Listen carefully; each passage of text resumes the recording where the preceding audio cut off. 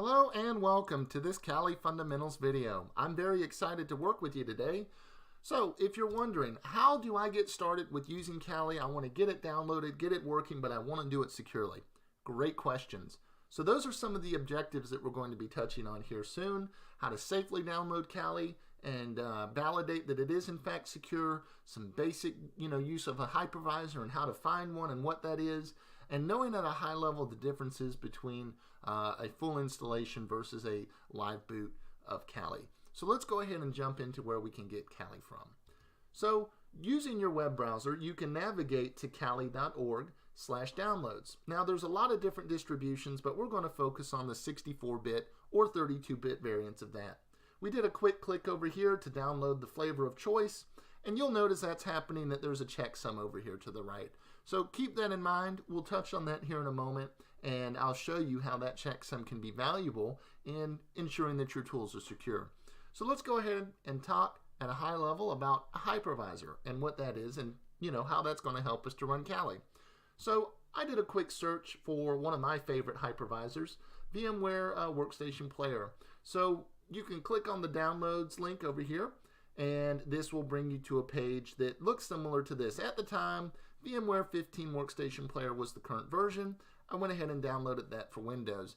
Now, you can use a different hypervisor to run this system. Essentially what this is doing is you have at the base your current operating system, and this hypervisor is going to allow you to run what's called a guest or a guest operating system on top of that. So this will be Kali or any other thing you want to run. It's kind of like Inception. It's a dream within a dream. This is just an operating system within an operating system. You don't have to dual boot or do anything of that nature. You can just run it with your current hardware and resources. Makes it a little bit more convenient. So remember, we talked about that checksum and what we were going to do with it. Let's touch on that at a high level as well. So a checksum is a way that we can validate the integrity of a file. So in this case, we looked at this SHA-256 checksum right here, and those are what are over here to the right. So if you take this file, do a checksum using SHA-256, those numbers should match. So I used a tool that's online. It's called onlinemd5.com was the site, and you get a window that looks like this on the main page. I simply selected my downloaded version of Kali and selected the SHA-256 checksum type. So it ran, and it provided me with this output. So what I did is I took the output and I compared it with the number that I had here, and lo and behold, we had a match. So what that tells me is that my tool should not have been altered, and it should be in a safe state. You always want to check your tools, and that just ensures that you don't get any infections or bad guys on your systems. So speaking of checksums and checking those, let's do a quick check on learning.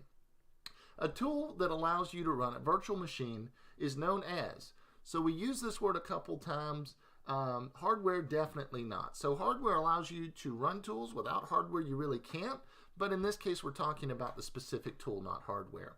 We didn't mention hyperterminals or using a hyperterminal. That's typically used for configuring devices and things of that nature.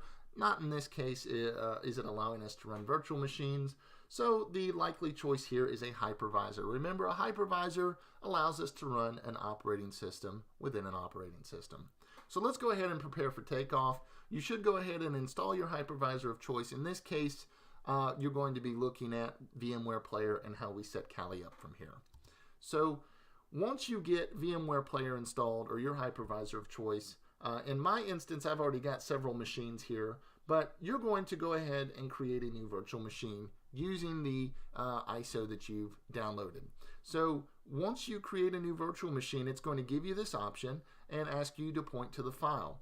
So what you'll do is I downloaded my copy of Kali to a thumb drive, selected it, and bam, there we go. It gives me this, this new option here. Now you may note that the RAM is a little bit lower on your machine. If you want to make an adjustment and change a few things with how resources are going to be allocated to this virtual machine, then you can edit those settings here. When you click Edit Settings, you've got a couple options under hardware, at least in the VMware Player hypervisor. And from there, I went ahead and selected memory, bumped up the volume a little bit on that, and now I've got 2 gigs to use. So when you're ready to get started, you can go ahead and click the play button here in this case, and you should get something that looks like this. Now, in this instance, we're going to be using Live Boot and talking about that at a high level. Live Boot essentially allows me to not have to install Kali, and it essentially just starts running, allows me to jump right in and start working with some commands and some tools and doing some things, but it's not persistent, meaning if I reboot the system, lose the system, have to power it down for some reason, I lose all my work and information.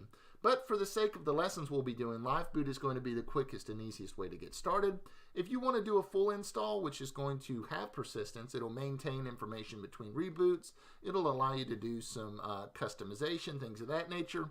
By all means, go ahead and do a graphic install and work with it from there. But once you Live Boot into the Kali environment, you'll be ready to go and should just have a desktop, and you can run and gun from there in the continued lessons and follow along with us there. So with those things in mind, let's do a quick check on learning. Now, we just talked about this, so keep that in mind. What is the primary difference between Live Boot and a full installation based on the options here? Well, we didn't talk about this, but Live Boot is definitely not faster with the boot time, so that is not a benefit of Live Boot. There's not a greater amount of tools or a less amount of tools available based on one or the other. You can add tools to the installation if you do a full install, but if you do that in Live Boot and then reboot, you lose that. And that comes to our answer here, that there's no persistence between reboots with Live Boot. So that's a very, very major difference between a full installation and Live Boot. Now, I want to point out some additional resources that you can use.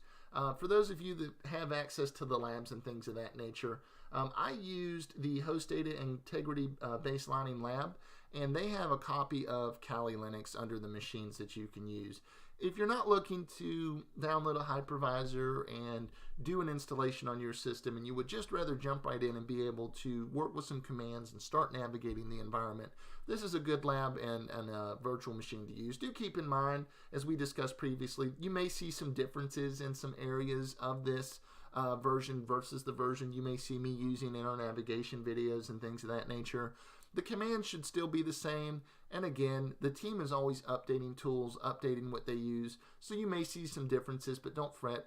The underlying commands that we'll use are going to remain the same.